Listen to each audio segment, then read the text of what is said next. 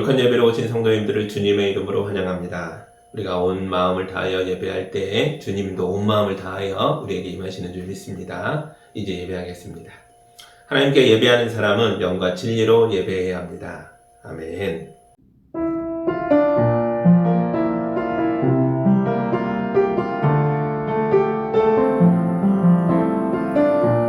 죄인을 불러 거룩한 교회로 만드시는 하나님 아버지, 우리의 길을 인도하시고 도와주셔서 감사합니다. 우리의 예배 가운데 임하셔서 영광을 받아 주옵소서. 우리에게 성령으로 임하셔서 자녀들이 하나님의 나라를 경험하며 영생의 기쁨을 맛보게 하여 주옵소서. 예수님의 이름으로 기도합니다. 아멘. 사도신경으로 우리의 신앙을 함께 고백하겠습니다. 나는 전능하신 아버지 하나님, 천지의 창조주를 믿습니다. 나는 그의 유일하신 아들 우리 주 예수 그리스도를 믿습니다. 그는 성령으로 잉태되어 동정녀 마리아에게서 나시고 본디오 빌라도에게 고난을 받아 십자가에 못 박혀 죽으시고 장사된 지 사흘 만에 죽은 자 가운데서 다시 살아나셨으며 하늘에 오르시어 전능하신 아버지 하나님 우편에 앉아 계시다가 거기로부터 살아있는 자와 죽은 자를 심판하러 오십니다. 나는 성령을 믿으며 거룩한 공교회와 성도의 교제와 죄를 용서받는 것과 몸의 부활과 영생을 믿습니다. 아멘.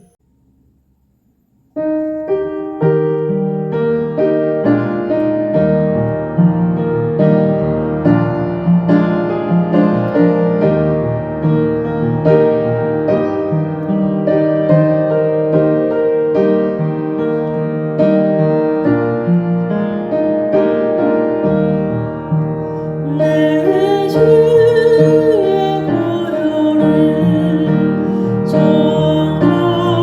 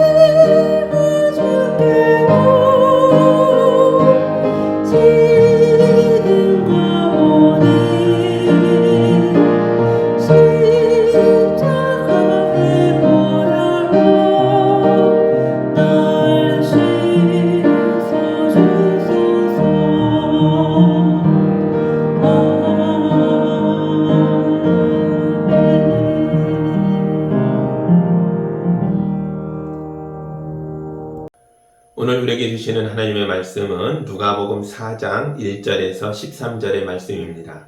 하나님의 말씀을 봉독할 때 경청하시기 바랍니다. 예수께서 성령으로 가득하여 요단강에서 돌아오셨다. 그리고 그는 성령에 이끌려 광야로 가셔서 40일 동안 악마에게 시험을 받으셨다. 그동안 아무것도 잡수시지 않아서 그 기간이 다하였을 때에는 시장하셨다.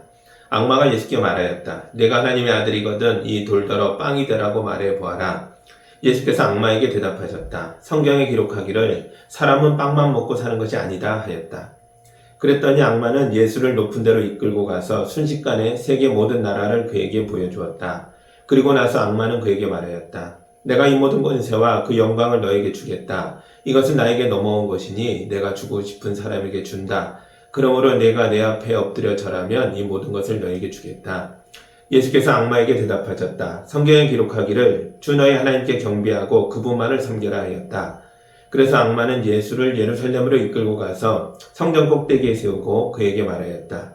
내가 하나님의 아들이거든 여기에서 뛰어내려 보아라. 성경에 기록하기를 하나님이 너를 위하여 자기 천사들에게 명해서 너를 지키게 하실 것이다 하였고 또한 그들이 손으로 너를 떠받쳐서 너의 발이 돌에 부딪히지 않게 할 것이다 하였다.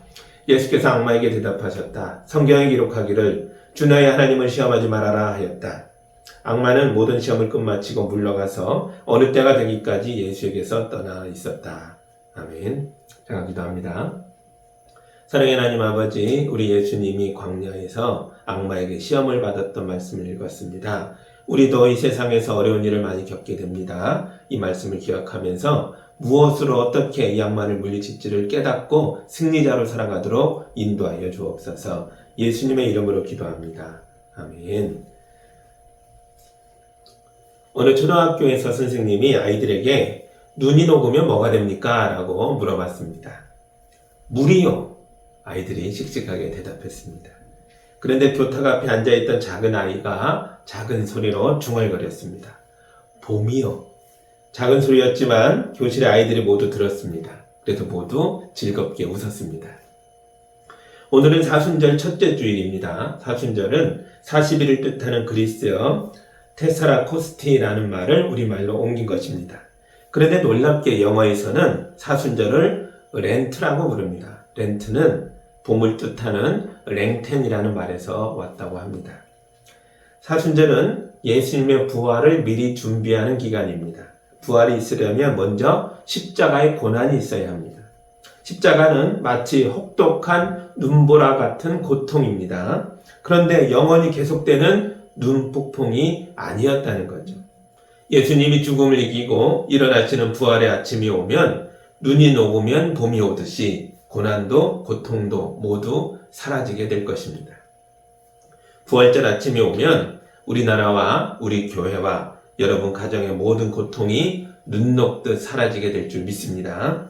만물이 소생하는 부활이 우리에게 다가오고 있는 것을 미리 내다보면서 기뻐하는 사순절이 되기를 우리 주님의 이름으로 축복합니다. 아멘. 오늘 말씀은 예수님이 공생애를 시작할 때 일어났던 어떤 사건에 대해서 말해주고 있습니다. 예수님이 세례자 요한에게 가셔서 세례를 받으셨습니다. 요단강에서 세례를 받으실 때에 하늘이 열리며 성령님이 비둘기같이 내려오셔서 예수님께 오셔 함께 하셨습니다. 성령으로 가득해진 예수님이 요단강에서 돌아오셨습니다. 그리고는 성령에 이끌려 광야로 들어가셨습니다. 요단강에서 바로 진입할 수 있는 광야였다면 아마도 여리고 주변의 광야였을 겁니다. 예수님이 이곳에서 40일을 머물며 금식하고 계셨습니다. 40일의 금식을 마쳤을 때에 몹시 배고프고 세약해져 있지 않겠습니까? 이때 악마가 찾아와 예수님을 유혹했습니다. 3절입니다. 악마가 예수께 말하였다. 내가 하나님의 아들이거든 이 돌더러 빵이 되라고 말해보아라. 이야기는 여러 장면에서 우리를 혼란스럽게 합니다. 우리가 왜 하나님을 믿는 겁니까? 하나님이 우리를 축복하시기 때문입니다. 하나님이 우리를 젖과 꿀이 흐르는 약속의 땅으로 데려가시기 때문입니다. 그런데 성령님이 인도한 곳은 광야였다는 거죠. 예수님은 그곳에서 40일을 굶주리셨습니다. 그리고 이곳에서 악마를 만납니다. 악마는 금식하는 예수님이 힘이 다 빠질 때까지, 쇠약해질 때까지 기다렸다가 기회를 엿보아 결정적인 순간에 찾아왔습니다. 이런 혼란스러운 이집트에서 탈출한 이스라엘 백성에게도 있었습니다. 이스라엘 백성은 젖과 꿀이 흐르는 약속의 땅으로 가려고 이집트를 빠져나왔습니다. 그런데 그들 눈앞에 펼쳐진 땅은 메마른 땅이었습니다. 먹을 음식이 떨어졌습니다. 마실 물도 떨어졌습니다. 그리고 그곳에서 악마를 만났습니다. 악마가 이스라엘 백성에게 유혹의 덫을 놓았습니다. 제가 출애굽기 16장 2절과 3절에 있는 말씀을 읽어드리겠습니다. 이스라엘 자손의 온 회중이 그 광야에서 모세와 아론을 원망하였다. 이스라엘 자손이 그들에게 항의하였다. 차라리 우리가 이트 땅 거기 고깃가마 곁에 앉아 배불리 음식을 먹던 그때에 누가 우리를 주님의 손에 넘겨주어서 죽게 했더라면 더 좋을 뻔하였습니다. 그런데 당신들은 지금 우리를 이 광야로 끌고 나와서 이 모든 회중을 다 굶어 죽게 하고 있습니다. 악마는 크게 두 가지 거짓말로 백성의 마음을 유혹하고 있습니다. 첫째, 이집트에서는 우리가 고깃가마 곁에서 배불리 먹었다는 겁니다. 물론 거짓말입니다. 이스라엘 백성은 이집트에서 강제 노동에 시달리던 노예들이었습니다. 둘째, 하나님이 우리를 굶어 죽게 하려고 광야로 데려왔다는 겁니다. 이것도 거짓말이죠. 하나님은 이스라엘 백성을 구원하시려고 10가지 재앙으로 이집트를 심판하셨습니다. 이스라엘 백성은 위대한 하나님이 일하시는 걸 자기들 눈으로 똑똑히 보았습니다. 기적을 본 사람들이 왜 악마의 거짓말에 속아서 하나님을 원망하고 모세를 향해서는 돌을 던지려고 한 것일까요? 왜냐하면 광야를 건너오느라고 다리가 아프고 음식을 못 먹어서 배가 너무 고파서 그들의 심신이 몹시 쇠약해졌기 때문입니다. 악마는 항상 이런 식입니다. 우리가 신나게 찬송을 부르고 뜨겁게 기도할 때는 가만히 있습니다. 우리가 말씀에 감동을 받아 눈물을 흘리며 하나님의 뜻을 행하겠다고 굳게 결심할 때는 가만히 지켜봅니다. 우리가 약해질 때까지 때를 기다리는 거죠. 그러다가 우리가 배고파지고 힘이 빠지고 쇠약해지면 결정적인 순간에 찾아와서 유혹의 덫을 놓습니다. 악마는 사냥감을 노리는 사자가 숲을 속에 납작하게 엎드려 있는 것처럼 우리가 약해질 때까지 숨어서 기다립니다. 그러다가 결정적인 때가 오면 울부짖으며 튀어나오는 것입니다. 여기서 처음의 질문으로 다시 돌아가 보겠습니다. 예수님이 광야에 오신 이유는 성령님이 그곳으로 보내셨기 때문입니다. 이스라엘 백성이 광야에 온 이유는 하나님이 그들을 그곳에 보내셨기 때문입니다. 하나님이 왜 이러시는 걸까요? 왜 예수님을 부활의 영광으로 바로 데려가지 않으시는 걸까요? 왜 이스라엘 백성을 젖과 꿀이 흐르는 가나안 땅으로, 약속의 땅으로 바로 데려가지 않으시는 걸까요? 왜 우리를 천국으로 바로 데려가지 않는 겁니까? 왜 우리를 이 험한 세상에 두셔서 배고프게 하시고 목마르게 하시는 것입니까? 왜 우리를 악마가 사는 곳에, 악마가 숨어 있는 곳에 있게 하셔서 악마의 먹잇감이 될 수도 있는 위험한 상황에 처하게 하는 것입니까? 왜냐하면 광야가 우리의 훈련장이기 때문입니다. 어떤 청년이 군인이 되려고 신체 검사를 받았습니다. 건강한 청년이어서 아무 문제 없이 신체 검사를 통과했습니다. 그러나 이 청년은 아직 군인이 아닙니다. 이제 이 청년은 훈련소에 가야 하는 겁니다. 이등병은 군인들 중에서 가장 낮은 계급이지만 이등병과 훈련병 사이에는 하늘과 땅 차이가 있습니다. 이등병은 계급이 아무리 낮아도 진짜 군인이지만 훈련병은 아직 아무것도 아닙니다. 훈련병이 훈련을 다 통과하고 이등병 계급장을 딱 붙일 때 비로소 진짜 군인이 되는 겁니다. 광야는 그런 곳입니다. 광야는 우리가 하나님의 백성이 되기 위하여 훈련을 받는 곳입니다. 이스라엘 백성은 광야에서 40년을 훈련받고서 비로소 가나안 땅에 들어갈 수 있었습니다. 심지어 예수님도 광야에서 40일을 굶주리며 훈련을 받으셨습니다. 왜냐하면 앞으로 예수께서 감당하셔야 할 십자가의 고통은 너무나 무섭고 혹독하고 아픈 고통이기 때문입니다. 이런 엄청난 사건을 어찌 아무 훈련 없이 맞이할 수 있겠습니까? 이런 거대한 사탄과의 싸움에 죽음을 완전히 밟아 이겨야 하는 전쟁터에 어찌 아무 훈련 없이 나갈 수 있겠습니까?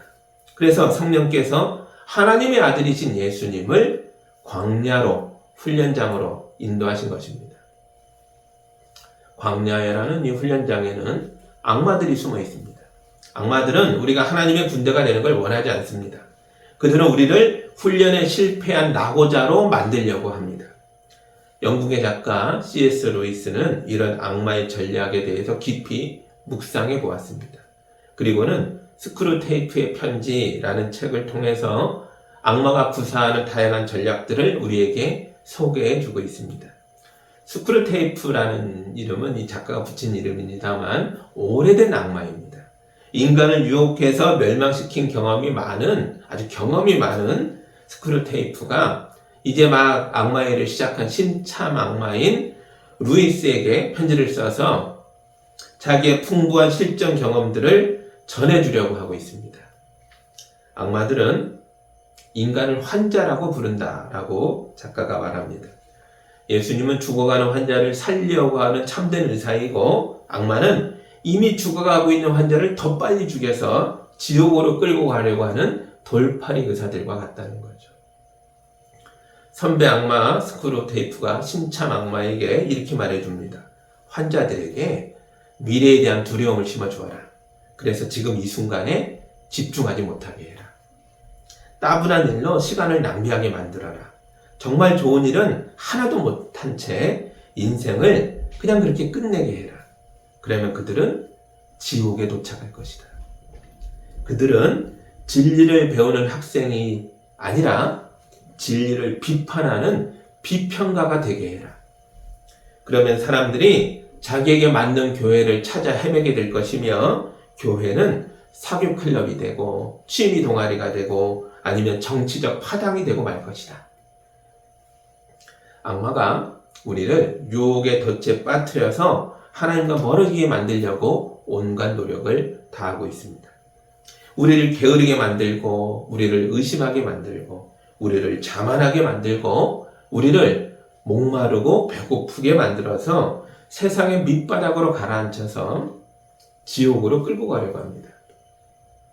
광야는 이렇게 위험한 곳이지만 아무도 이곳을 피해서, 이곳을 돌아서 천국에 갈 수는 없다는 거죠. 광야는 우리를 하나님 백성으로 만들어주는 거대한 훈련장이기 때문입니다. 피할 수 없으면 즐겨라 라는 말이 있죠. 하나님 나라에 들어갈 때까지 우리는 광야의 추위와 배고픔을 견뎌야 합니다. 우리가 약해진 순간을 틈타서 유혹해오는 악마들을 물리쳐야 합니다. 우리는 이 모든 일들을 피할 수 없습니다. 피할 수 없으니 즐기십시오. 예수님은 이 모든 어려움을 통해서 하나님의 말씀을 깊이 묵상하는 기회로 삼으셨습니다. 주님의 말씀이 실제 상황에서 커다란 능력으로 드러나게 하셨습니다. 말씀은 날카로운 칼이 되어서 악마를 물리쳤습니다. 악마가 굶주린 예수님께 와서 돌로 빵을 만들어 보라고 유혹했을 때에 예수님께서는 신명기 8장 3절의 말씀을 암송하시면서 성경에 기록되어 있기를 사람은 빵만 먹고 사는 것이 아니다 하였다 라고 말씀하셨습니다. 이스라엘 백성이 광야에서 배가 고팠을 때 그들은 이집트에서 보았던 고깃가마를 떠올렸습니다. 그리고는 그들은 하나님을 원망하고 모세에게 돌을 던졌습니다. 그러나 예수님은 배가 고파졌을 때 하나님 말씀을 떠올렸습니다. 그리고는 이 말씀으로 악마의 유혹을 물리치셨습니다. 우리도 세상에서 굶주릴 때가 있습니다. 광야가 그런 곳이기 때문입니다. 이때 여러분의 마음을 가득 채우는 게 무엇입니까? 화려했던 과거의 기억입니까? 돈을 벌어오지 않는 사람에 대한 미움과 원망입니까? 그러면 유혹에 지는 겁니다. 여러분의 마음이 거룩한 믿음으로 가득 차기를 바랍니다. 우리가 무엇을 믿습니까? 말씀을 믿는 겁니다. 예수님을 믿는 겁니다. 내일은 반드시 해가 뜬다는 걸 믿는 겁니다. 이 광야길 끝에는 하나님 나라가 우리를 기다리고 있다는 걸 믿는 겁니다. 사람은 빵만 먹고 사는 존재가 아닙니다. 우리는 하나님의 말씀을 먹는 사람들입니다. 악마가 예수님의 배고픔을 이용해 공격했지만 실패했습니다. 그래서 물러가는 게 아닙니다. 2차 공격을 시도합니다. 5절에서 7절을 보겠습니다. 그랬더니 악마는 예수를 높은 데로 이끌고 가서 순식간에 세계 모든 나라를 그에게 보여주었다. 그리고 나서 악마는 그에게 말하였다. 내가 이 모든 권세와 그 영광을 너에게 주겠다. 이것은 나에게 넘어온 것이니 내가 주고 싶은 사람에게 준다. 그러므로 내가 내 앞에 엎드려 절하면 이 모든 걸 너에게 주겠다. 많은 주석가들이 악마가 세상의 권세와 재물로 예수님을 유혹했다라고 말합니다. 그러나 이 유혹의 치명적인 점은 그런 게 아니었습니다. 이 유혹에서 가장 무서운 점은 타협하자는 것이었습니다. 악마가 예수님께 이렇게 말한 겁니다. 뭐하러 힘들게 십자가에서 죽으려고 하느냐? 뭐하러 피 흘리기까지 나와 싸우려고 하느냐? 우리 싸우지 말자. 그냥 한 번만, 딱 한 번만이라도 내게 고개 숙여 절해라. 그러면 내가 틀어주고 있던 이 세상, 내가 움켜쥐고 있던 그 사람들의 영혼들을 너에게 돌려주겠다. 예수님은 죄인을 구원하기 위하여 세상에 오셨습니다. 지옥으로 끌려가고 있는 우리를 건져주려고 이 땅에 오셨습니다. 그런데 악마가 자기를 인정해주면, 자기에게 그냥 눈 한 번 딱 감고 절하면 다 순순히 내주겠다는 거예요. 돌려주겠다는 거예요. 진심이 아니어도 된다는 겁니다. 그냥 고개 한번 숙여주면 십자가 없이도 어려운 문제를 해결할 수 있지 않느냐라고 말하는 거죠. 괜찮은 거래 아닙니까? 그러나 예수님은 악마의 유혹에 대해서 이렇게 말씀하셨습니다. 8절입니다. 예수께서 악마에게 대답하셨다. 성경에 기록하기를 주 너의 하나님께 경배하고 그분만을 섬겨라 하였다. 아멘. 예수님은 오직 나는 하나님만 경배하겠다. 이렇게 대답하신 겁니다. 왜냐하면 악마는 하나님에 대한 반역자이기 때문입니다. 예수님의 반역자인 악마에게 절을 한다는 것은 예수님도 하나님을 배신한다는 의미가 들어있는 겁니다. 예수님은 절대로 그럴 수 없었습니다. 광야의 악마는 우리에게도 타협하자고 말할 겁니다. 진심이 아니어도 좋다. 그냥 나를 인정해라. 나에게 살짝 고개를 숙여라. 악마가 우리에게 속삭일 겁니다. 물론 세상 일은 매우 복잡합니다. 적당히 타협해서 좋게 넘어가야 하는 일들도 많이 있을 겁니다. 그러나 우리가 절대로 타협해서는 안 되는 존재들이 있습니다. 예를 들어 이런 거죠. 우리가 국가와 국민을 배신하는 그런 사람들과 타협할 수는 없지 않습니까? 매국 넣어 어떻게 타협을 합니까? 그럼 나라가 망하는 건데요. 마찬가지로 하나님의 백성인 우리가 하나님의 원수인 악마와 타협할 수 없는 겁니다. 우리가 예수님처럼 악마를 향해서 오직 나는 하나님만 경배하겠다 외쳐야 합니다. 그래야 하나님의 백성인 것입니다. 예수님이 흔들림 없이 십자가로 가는 길을 계속 걸어가시자 악마가 세 번째 유혹을 시도합니다. 악마는 오래 굶어서 기운이 하나도 없는 예수님을 예루살렘으로 데리고 가서 성전 꼭대기에 세웠습니다. 절벽 같은 곳에 서서 거센 바람을 맞으며 위태롭게 서 있는 예수님에게 악마가 이렇게 말합니다. 9절에서 11절입니다. 그래서 악마는 예수를 예루살렘으로 이끌고 가서 성전 꼭대기에 세우고 그에게 말하였다. 내가 하나님의 아들이거든 여기서 뛰어내려 보아라. 성경에 기록하기를 하나님이 너를 여기서 자기 천사들을 명해서 너를 지키게 하실 것이다 하였고 또한 그들이 손으로 너를 떠받쳐서 너의 발이 돌에 부딪히지 않게 할 것이다 하였다. 악마는 계속해서 예수님에게 십자가가 아니어도 되지 않느냐라고 말하고 있는 겁니다. 기적을 보여주면 사람들이 너를 믿을 것이다. 천사들을 불러 모으면 사람들이 그걸 보고 너를 믿을 것이다. 십자가가 아니어도 되지 않느냐, 이렇게 말하는 겁니다. 악마의 유혹이 매우 달콤하게 들렸을 겁니다. 십자가의 고통은 단순히 육체적인 고통만이 아니었습니다. 앞으로 예수님은 십자가 위에서 철저하게 버림을 받게 될 것입니다. 예수님을 따르던 무리가 흩어질 것이고 제자들도 다 도망가 숨을 것이고 하늘마저 예수님을 외면해서 세상이 어둠에 잠길 것입니다. 그래서 예수님도 십자가를 앞둔 마지막 날 밤에 흘러내리던 땀이 핏방울처럼 보일 정도로 몸부림치면서 아버지요, 이 길밖에 없습니까? 다른 길은 없습니까? 제가 이 잔을 꼭 마셔야겠습니까? 이렇게 기도하셨습니다. 그러나 예수님이 악마에게 이렇게 외치십니다. 12절입니다. 예수께서 악마에게 대답하셨다. 성경에 기록하기를 주 너희 하나님을 시험하지 말아라 하였다. 아멘. 예수님은 하나님을 시험하지 마라 이렇게 말합니다. 이 말을 뒤집어서 생각해보면 하나님의 아들이신 예수님도 시험이 될 정도로 십자가가 아니어도 되지 않느냐. 이게 굉장히 무서운, 넘어서기 어려운 힘든 유혹이었다는 거죠. 그러나 예수님이 걸어가셔야 하는 십자가의 길은 샛길도 없고 돌아가는 길도 없고 대체할 길도 없는 외길입니다. 하나님은 십자가 외에는 그 어떤 길도 우리에게 주신 바가 없습니다. 그래서 예수님은 반드시 십자가의 길을 완주하셔야 했습니다. 악마의 유혹은 예수님을 힘들게 만들었습니다. 그러나 이 유혹이 있었기에 오히려 십자가를 향한 예수님의 결심이 더욱더 단단해질 수 있었습니다. 예수님은 자기가 걸어가야 하는 이 사명자의 길을 확실하게 깨달을 수 있었습니다. 우리도 그럴 것입니다. 광야는 험한 곳입니다. 물 없는 사막입니다. 배고픈 빈들입니다. 악마가 출몰하여 우리를 유혹하는 땅입니다. 그러나 두려워하지 마십시오.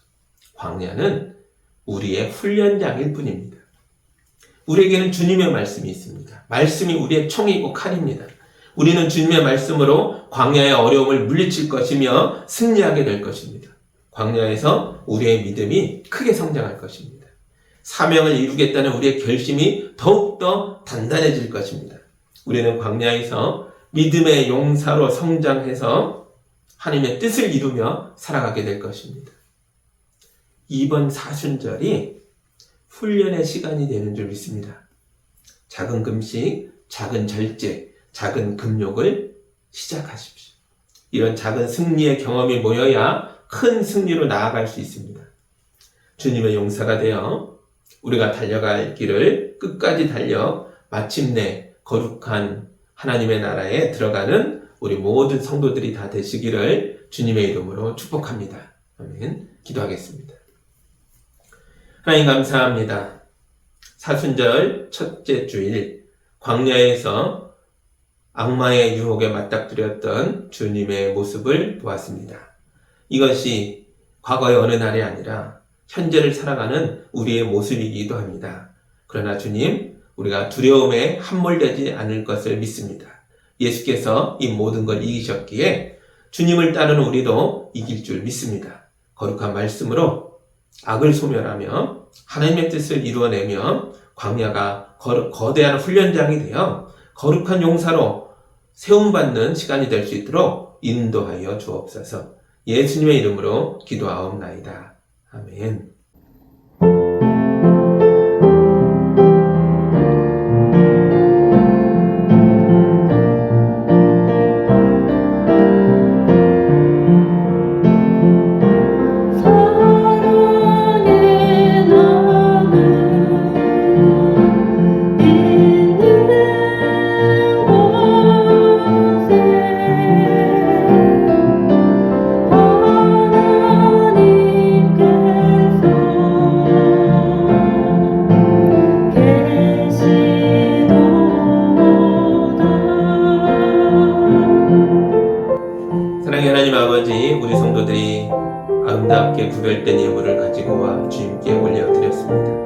이 예물이 쓰이는 곳마다 하나님의 뜻이 이루어지게 하시고 생명이 살아나게 하시고 죄인들이 용서받게 하시고 하나님 나라가 임하게 하여 주옵소서. 이 일에 물질만이 아니라 우리 성도들의 생명과 삶이 쓰여지기를 원합니다.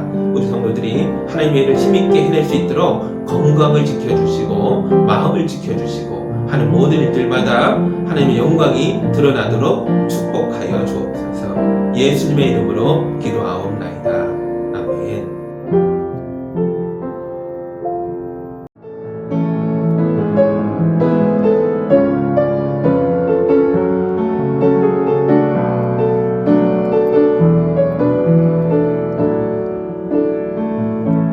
세상을 보니 그들이 증명하는 것 명예와 가진 재물과 힘과 자랑뿐이라 헛되고 헛돼 허망한 것을 위하여 가장 귀한 죄를 부인함이라. 주님을 믿고 주 안에 살아가는 것 얼마나 못된 일인지 증명할 수 없으리. 주님을 알고 그 안에 자라가는 것 가장 귀한 주를 경험함이라. 하늘의 꽃을 구하게 하소서. 영원한 곳에 놓치지 않으리. 주님의 말씀 내 삶의 능력 되시니 나 주를 힘입어 그의 뜻 이루리. 내가 속한 곳 거룩하게 하소서. 주님의 마음 놓치지 않으리. 주님의 세대 믿음이 오갈 주님이 되어 거룩한 주의 나라 세워가리니.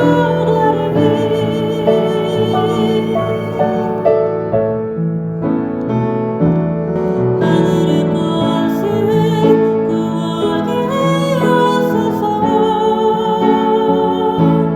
영원한 곳에 놓치지 않으리. 주님의 말씀 내 삶의 능력 되시니 나 주를 힘입어 그의 뜻 이루리. 내가 속한 곳 거룩하게 하소서. 주님의 마음 놓치지 않으리. 주님의 세대 믿음이 오갈 주님이 되어 거룩한 주의 나라 세워가리니. 거룩한 주의 나라